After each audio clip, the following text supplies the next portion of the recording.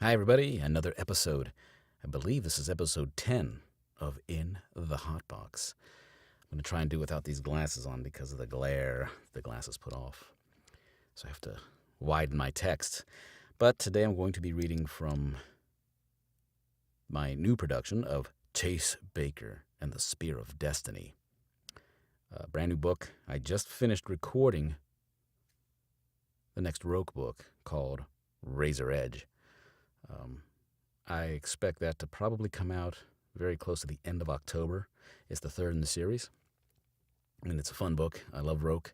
Jake Bible wrote that one, and Jake Bible's writing is fun. So that one is going to come out 2-3 weeks, so end of October, I'm thinking. And this book, The Spear of Destiny, will probably be ready and out in early November. I'm hoping I can get it done in a week or two. Time is always a precious commodity, but I think I can get it done. So today's reading, Chapter 1 of Spear of Destiny. Let me set myself up here because I've been talking. Chapter 1. The Sahara Desert, Morocco, present day. Water. Dear God Almighty, if you exist, I need water. It's the prayer I've been reciting in my head for now more than hours. Dumbass.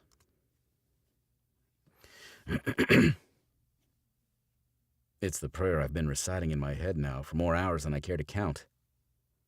I've been reciting aloud so that not only God might hear me, but maybe some random passerby. A Berber nomad, maybe, or perhaps some tour group doing a little camel riding. But hours and hours have passed, and all I've managed to see is dune upon dune of hot, bright, sun-baked sand, and the heat that rises from it like a transparent wave dancing on the horizon. Here's the deal.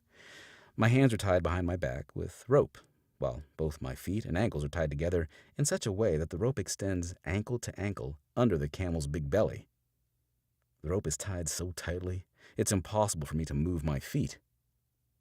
I'm planted in this saddle, and now I've lost my Chase Baker baseball cap, entirely exposed to the midday sun. This is the last time I listen to my gut. Correction, the last time I drink more than my allotted share of Moroccan beer inside a corner bar in downtown Casablanca. My ears intently tuned to an old British Army captain who swore up and down about a Rommel Africa Corps half-track that's perfectly preserved in the Sahara. Went too fast, I think. Just a hair. My ears intently tuned to an old British Army captain who swore up and down about a Rommel Africa Corps half-track that's perfectly preserved in the Sahara sand to the northeast, not far from the Algiers border. And me, being the type to never pass up a sand-hogging opportunity, was quick to pull back my final beer of the evening, while I paid a flyboy, who, by the way, had been bellied up to the bar in his grandfather's worn leather bomber and officer's cap, an ungodly amount of dairy. I always do that with that word. Dirhams. Nice. An ungodly amount of dirhams to fly me out to the closest runway. The closest runway. I'm a little tired this morning. An ungodly amount of dirhams to fly me out to the closest Some words, closest runway. Some words come together and they just don't flow. Not for me, at least.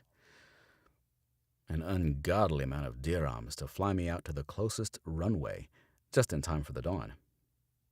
We boarded his 60-plus-year-old four-seater Cessna less than an hour later, and it took only about 45 minutes of flight time before he deposited me on a landing strip that had been carved out of tan desert rock. The only sign of humanity to be seen was an airplane hangar on one side of the runway and a general store/tourist gift shop on the other. By all appearances, the shop also doubled as a saloon and eatery, boasting a big wood sign shaped like a camel's head, the words "Fresh Camel Burgers" stenciled on it in big white lettering. "You be careful of the clientele in that joint. Flyboy warned. "They'll smile and make nice, and then, when you're not looking, they'll rob you blind and leave you out in the desert for the vultures." I smiled at him while I grabbed hold of my shoulder bag and double-checked the presence of the Colt 45 I store in a shoulder holster beneath my worn bush jacket by patting it 2 or 3 times. "Thanks for the advice, mate," I said, "but I've been around the block a few times. The gray hairs on my head and face are proof." The flyboy smiled at me, cocked his head. "Do you have my number? You need me," he said. "Just send a text and your GPS coordinates." "Much obliged," I said, slipping out of the plane. But then, turning back to him, "Oh, what did you say your name was again?" "Sterling," he said. "David Sterling." "Well, Mr. Sterling," I said, "thanks for the lift." "Don't thank me," he said, patting his chest pocket. "You paid for the privilege. Thanks for flying Air Pirates, and don't forget to submit your frequent flyer miles, you hear?" Reaching out, he grabbed hold of the door and closed it. I stepped away from the aircraft, and he gave it the gas, the propeller kicking up the dust and sand while the airplane turned 180 degrees and once more sped down the runway until it took flight. Once Flyboy, or should I say Air Pirate Sterling, was airborne, the runway became eerily silent. But the silence wasn't entirely silent, since I could make out the sound of music coming from a jukebox in the saloon. I had 2 choices here. Sometimes that happens.